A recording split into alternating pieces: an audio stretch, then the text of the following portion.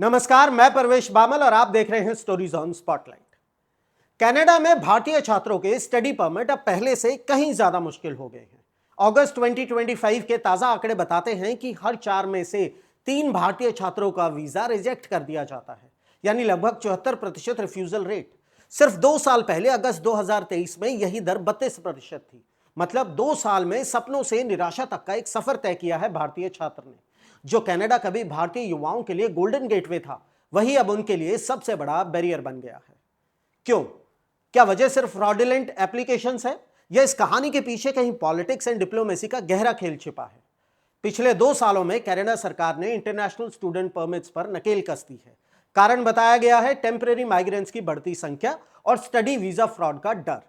2023 में कैनेडियन अधिकारियों ने 1550 फेक स्टडी परमिट एप्लीकेशंस पकड़ी, जिनमें से ज्यादातर फेक एक्सेप्टेंस लेटर्स भारत से जुड़े थे। 2024 में एनहांस्ड वेरिफिकेशन सिस्टम्स के माध्यम से 14,000 से अधिक संभावित फर्जी लेटर्स पकड़े गए। और इतना ही नहीं, अब सिर्फ बैंक स्टेटमेंट काफी नहीं होगी जब आप वीजा के लिए अप्लाई कर रहे हैं। बॉर्डर पास के माइकल पिएट्रो कार्लो के अनुसार छात्रों को यह भी साबित करना पड़ेगा कि उनके खाते में यह पैसा आखिर आया कहां से है। और इसके साथ ही बिल C-12 के तहत कनाडा सरकार मास वीजा कैंसिलेशन पावर्स लाने की तैयारी में है, खासकर भारत और बांग्लादेश जैसे क्षेत्रों में फ्रॉड से निपटने के लिए। तो क्या यह सिर्फ एक सफाई अभियान है, या भारत से जुड़ी राजनीति की नई कड़ी?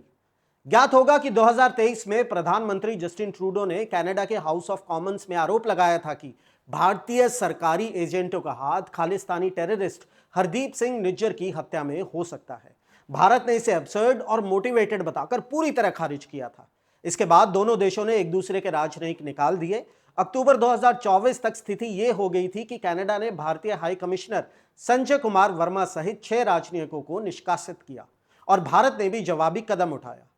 भारतीय हाई कमीशन ने स्वीकार किया है कि वीजा रिजेक्शंस बढ़ी हैं, पर कहा कि स्टडी परमिट जारी करना कनाडा का विशेषाधिकार है। उन्होंने यह भी जोर दिया कि कनाडा की सर्वश्रेष्ठ यूनिवर्सिटियां भारतीय छात्रों से लाभान्वित रही हैं। वहीं कनाडा की फॉरेन अफेयर्स मिनिस्टर अनीता आनंद ने भारत दौरे के दौरान कहा, हम भारतीय छात्रों का स्वागत करते हैं, लेकिन अपने इमिग्रेशन सिस्टम की इंटीग्रिटी से समझौता नहीं कर सकते। सरकार की इस सख्ती का सीधा असर अब कैनेडियन कैंपसों पर दिख रहा है। यूनिवर्सिटी ऑफ वाटरलू में भारतीय छात्रों की संख्या 3-4 सालों में लगभग 2/3 घट गई। यूनिवर्सिटी ऑफ रेजिना और अन्य यूनिवर्सिटीज में भी ऐसी ही गिरावट दर्ज की गई। यह सिर्फ शिक्षा का मामला नहीं है, यह अर्थव्यवस्था का भी मुद्दा है। 2022 में कनाडा में सभी अंतर्राष्ट्रीय छात्रों ने लगभग 37.3 बिलियन कैनेडियन डॉलर खर्च किए, जिससे जीडीपी में 30.9 बिलियन कैनेडियन डॉलर का योगदान हुआ। और इनमें भारत के छात्र सबसे तेज वृद्धि वाले थे। जब ऐसे छात्र ऑस्ट्रेलिया या यूके की तरफ रुख कर रहे हैं, तो यह नुकसान सिर्फ भारत का नहीं बल्कि कनाडा का भी है। 2015 में कनाडा आए जसप्रीत सिंह, जो इंटरनेशनल सिख स्टूडेंट्स एसोसिएशन के संस्थापक हैं, याद करते हैं कि सरकार के पोस्टरों पर अक्सर लिखा रहता था स्टडी वर्क स्टे। और आज के छात्र कहते हैं कि रिजेक्ट होना भी बुरा नहीं है, क्योंकि यहां पीआर या जॉब पाना और ज्यादा मुश्किल हो गया है। 2025 में ऑस्ट्रेलिया में भारतीय स्टूडेंट वीजा मंजूरी में 20% बढ़ोतरी हुई और यूके में 15% की वृद्धि दर्ज की गई। कनाडा की नीतियों ने भारतीय छात्रों का भरोसा हालांकि हालिया दिनों में कमजोर किया है। और सोचने वाली बात है कि क्या भारतीय विदेश सिर्फ पढ़ाई के लिए जा रहे हैं, या बेहतर रोजगार की खोज में?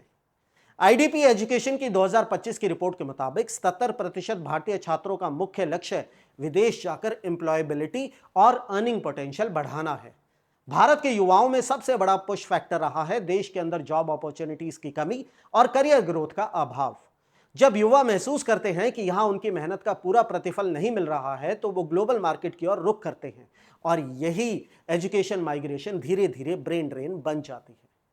हालांकि भारत सरकार भी रोजगार के लिए कदम उठा रही है। 2025 में केंद्रीय मंत्रिमंडल ने लगभग 11.7 billion US dollar employment incentive scheme को मंजूरी दी, जिससे 3.5 करोड़ नई नौकरियां बनाने का लक्ष्य रखा गया है।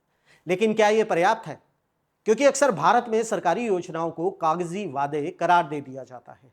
अगर इन्हें सही तरीके से और समय रहते लागू किया जाए, तो युवाओं में खोया हुआ विश्वास वापस लाया जा सकता है। आखिरकार सवाल यह नहीं है कि कनाडा ने दरवाजा बंद किया, बल्कि यह है कि भारत अब अपने युवाओं के लिए नए दरवाजे खोलने के लिए तैयार है या नहीं। आपका क्या मानना है कमेंट सेक्शन में जरूर बताइएगा। जय हिंद।